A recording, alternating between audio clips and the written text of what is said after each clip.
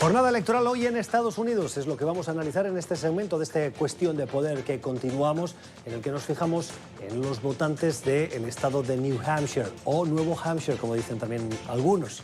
Los ciudadanos votan para escoger el candidato que quieren en la nominación demócrata, aunque estamos muy al principio de esa carrera de primarias, y los republicanos hacen lo propio, casi dándole la bendición al presidente Trump, porque tiene una oposición, como decíamos al principio, con muy pocas opciones de arrebatarle ese liderazgo del partido. Otros lo leerían como que Trump tiene secuestrado al Partido Republicano. En cualquier caso, hoy se espera un apabullante más del 90% de votos a favor del presidente Trump en lo republicano. Pero los demócratas, muchas incógnitas.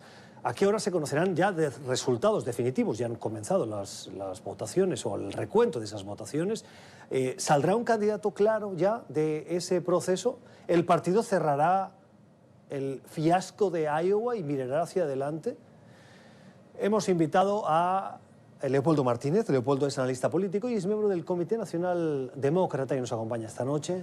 Leopoldo, ¿cómo estás? Buenas noches. Buenas noches, Gustavo. Un saludo a la audiencia. Gracias por estar con nosotros. 1,3 millones de habitantes, pero mayoritariamente, más del 90%, son blancos y apenas el 4% de la población latina. Lo que hoy veremos va a ofrecer momentum a quien gane, pero es un momentum marcado por esa desbalance en lo racial o en lo cultural, si podemos decirlo así, por un estado marcado fundamentalmente por votantes blancos. Mira, hay muchas cosas en el proceso, en el calendario de las primarias en los Estados Unidos, que si pudiéramos revisar y poner en otro orden hoy día, cambiaríamos. Por ejemplo, que Iowa y New Hampshire estén adelante en el calendario no es bien representativo de lo que hoy en día es la población electoral de los Estados Unidos, mucho menos representativo de lo que es la coalición electoral que define el Partido Demócrata. Cuando llegas a Super Tuesday, saliendo de Nevada y de Carolina del Sur, que son los próximos dos estados, comienzas a apreciar mejor quién puede ser un candidato elegible, viable en la Convención Nacional. Además, son dos estados que eligen un porcentaje muy pequeño de delegados a la Convención Nacional. Sin embargo, porque es una dinámica donde lo mediático juega un factor importante, cuando te va bien en un estado, eso crea una narrativa que se traslada al estado siguiente, y cuando eres, como por ejemplo el caso de Joe Biden, un candidato que está en las encuestas encabezando o luchando por el primer lugar, pero no te va muy bien en Iowa, como ocurrió y como pudiera ser el caso esta noche también en New Hampshire para Biden, eso pudiera crear en algunas personas la impresión de, bueno, ¿y por qué este contrasentido? Si está punteando en las encuestas, ¿por qué no gana en estos estados? Y precisamente no gana en esos estados porque no existe en esos estados la base política que lo va a hacer fuerte más adelante, y habría que ver si el impacto de no lograr un buen resultado en ese estado tiene un impacto sobre el desempeño electoral en los siguientes. ¿Quién decide qué estado es el primero? Porque yo recuerdo que cada vez que un estado mueve su fecha, los otros la mueven antes porque lo interesa es ser de los primeros. Es que este es un calendario que viene, es un atavismo histórico, viene de cientos de años de primarias que se vienen haciendo bajo esa norma. Y te recuerdo que hay en estos dos primeros estados una característica importante de compartir con la audiencia. El de esta noche es la primera primaria que hay en el proceso de elección del candidato, porque Iowa es un caucus, y el caucus es una reliquia política, si así se quiere, tanto en la forma en que ocurre, se desarrolla, son 3 o 4 horas de asambleísmo, solo participan entonces por esa razón personas que están muy comprometidas en el proceso, son muy activas en el proceso político, pero por otra parte no hay secrecía del voto. Tú votas a mano alzada, todo el mundo sabe por quién estás votando, lo cual intimida, aleja a la gente. Es decir, es un proceso muy raro. Además es un proceso... ¿Pero por qué la gente tendría que tener miedo de decir a quién vota? Bueno, el secreto del voto es una cosa sagrada en la democracia. No es miedo, sino también a la gente no le gusta que se sepa por quién votas, ¿no? Te sientes más cómodo votando tras la cortina, ¿no? En todas partes del mundo. Sí, eso es cierto. Porque eres empleado público, o porque eres maestro, o porque tienes una posición social, o porque tienes relaciones con el gobierno de turno, cualquiera que sea la situación. Lo cierto es que además hay dos alineamientos en los caucuses. en donde para demostrarte viable como candidato tienes que sacar al menos un 15% del electorado en la primera votación y luego hay una segunda votación. Entonces es muy importante quién es la segunda preferencia.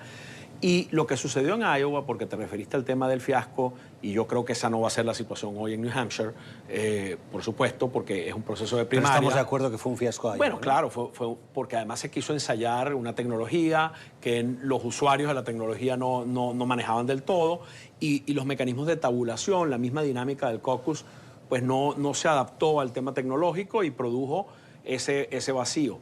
Ahora, hoy, saliendo de New Hampshire, vamos a tener lo siguiente. Pete Buttigieg, que yo recuerdo hace meses que hicimos un programa y yo te mencionaba a propósito de mi columna, cuando Beto O'Rourke se lanzó en la primaria, que parecía el tigre que emergía, ¿no? desde las nuevas generaciones, yo te comentaba en ese editorial, yo me refería a que ahí estaban los dos liderazgos muy representativos de lo que era el futuro del partido, y que uno era Pete Buttigieg y tú y yo comentábamos, pero nadie lo conoce. Y yo te decía, ya verás cómo va a crecer. Y allí está, ganó Iowa y tiene fuerza hoy en New Hampshire otra vez. Quién sabe dónde más podrá adquirir fuerza, pero es un candidato que se ha hecho viable tanto en apoyo porcentual como en financiación. Y es un candidato que está también hablando a las nuevas generaciones, hablando a los sectores moderados de la centroizquierda del partido, presentándose como una opción. De manera que, pero en cuanto entra el concepto de la electibilidad, Pete Buttigieg, ¿dónde queda? Bueno, pierde un poco de fuerza frente a un Biden, porque Biden tiene vínculos históricos más largos construidos con la comunidad afroamericana, con el sur de los Estados Unidos, con Florida y con el Midwest, en donde, a pesar de que Pete Buttigieg es un hombre de Indiana y que está ahí situado en la cultura del Midwest, no ha tenido oportunidad de ser conocido como ha sido conocido Biden a lo largo de todos los años. Recuérdate que Biden fue, por ejemplo, en los últimos años de Obama, en los últimos años de su carrera política, cuando fue vicepresidente Obama, fue el arquitecto y el ejecutor de la decisión de Obama de salvar y reflotar la industria automotriz.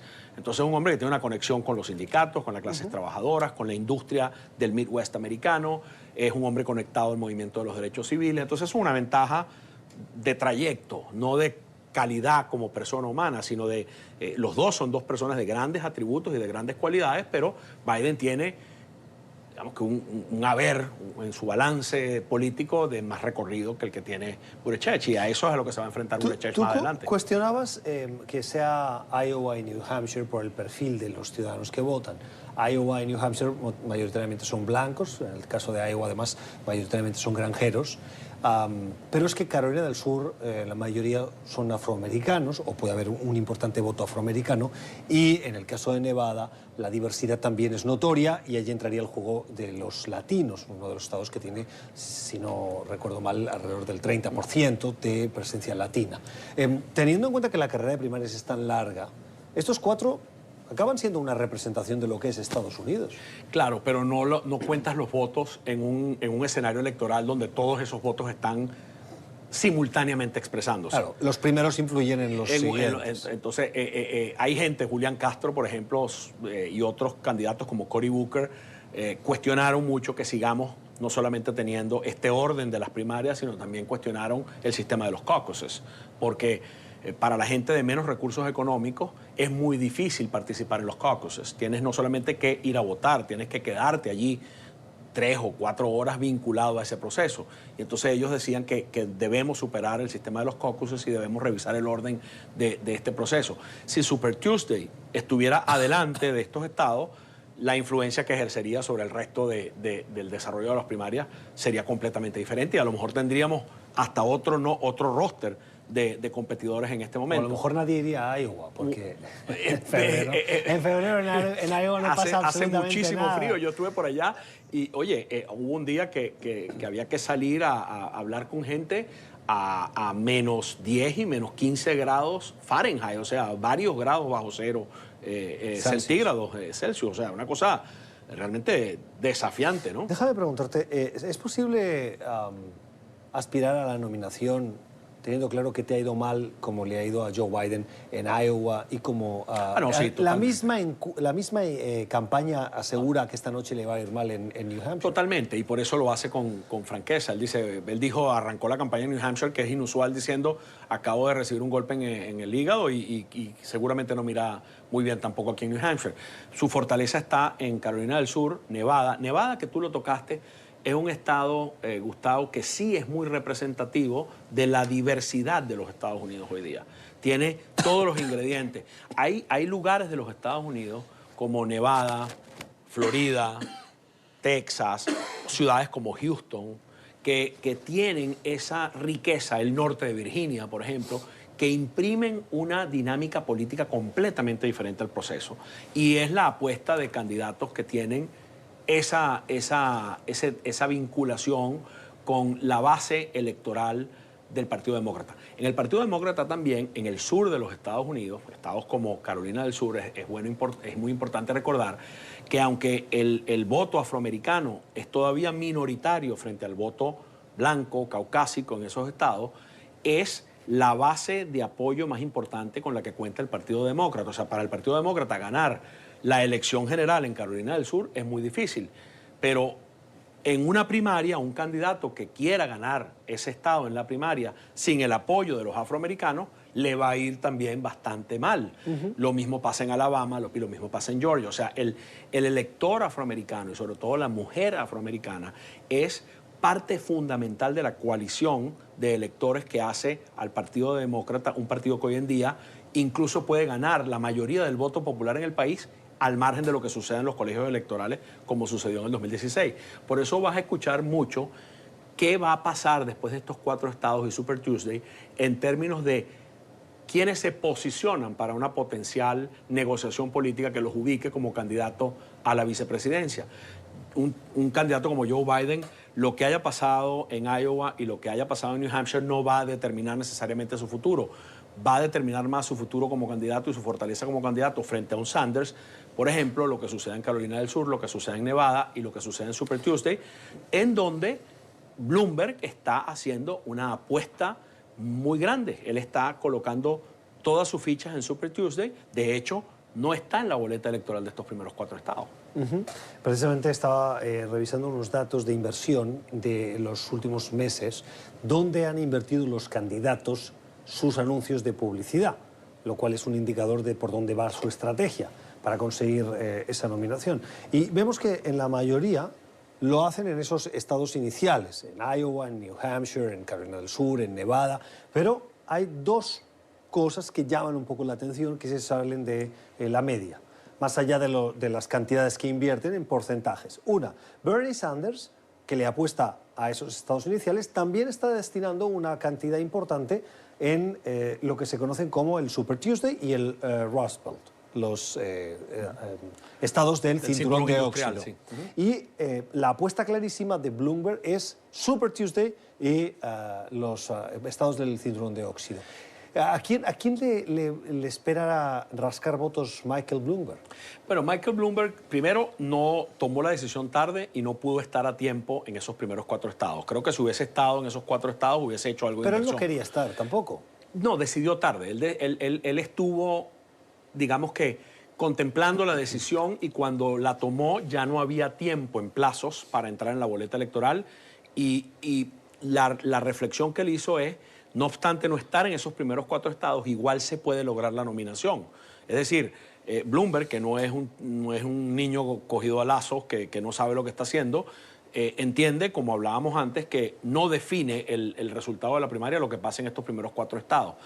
También tienes que ver que no es lo mismo cuando tú estás invirtiendo con un presupuesto que a su vez va recibiendo recursos, porque todo depende del fundraising, de los donantes, que cuando tú inviertes con una cuenta en el banco que está cómodamente financiada, con el caso de Bloomberg, por tus propios recursos. Bloomberg lleva más de 350 millones de dólares de su propio bolsillo. Estamos hablando de un hombre que tiene 60.000 millones de dólares de fortuna y que ha sido un donante de muchos años en causas importantes del movimiento progresista, como el control a la tenencia de armas, los derechos reproductivos de la mujer, el tema de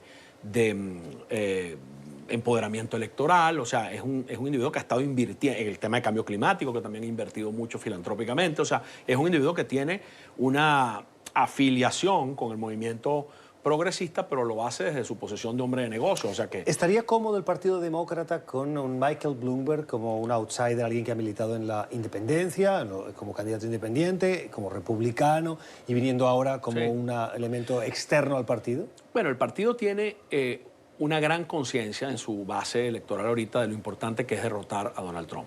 Tiene casi que una necesidad existencial de hacerlo y creo que el tema, por primera vez en una primaria, el tema de elegibilidad es tan importante. O sea, ¿quién puede ganar? Porque al final la elección se resuelve, Gustavo, no en los estados de la primaria, se resuelve en un puñadito de estados. O sea, hay estados que van a votar por quien sea el candidato demócrata, hay estados que van a votar por quien sea el candidato republicano. Lo que va a estar en juego son Florida, los estados del Midwest, Ohio, Colorado, Nevada, Arizona, y entonces vas construyendo el rompecabezas del colegio electoral, que es algo muy difícil de comprender fuera de los Estados Unidos, porque es algo que luce hasta antidemocrático, si se quiere. Y entonces Bloomberg está bien colocado, como lo está Biden, como lo estaría eventualmente cualquier candidato que esté a la centro izquierda o en un carril de centro en donde concilias posiciones más racionales en lo económico con una agenda progresista. Un candidato con ese perfil le va a ir mejor en Florida que a un candidato con una postura más radical, como es el caso de Bernie Sanders, que se ubica en un extremo que está más en el ala de la izquierda del partido. Entonces, esto es lo que están viendo muchos electores en la primaria, pero también es importante señalar que hay una base muy grande del Partido Demócrata que cree que el dinero en la política, la presencia obscena del dinero en la política le ha hecho daño al sistema democrático de los Estados Unidos. La opinión de Leopoldo Martínez, es analista político y es miembro del Comité Nacional Demócrata. Leopoldo, gracias. Gracias, Gustavo. Gracias a todos por la atención.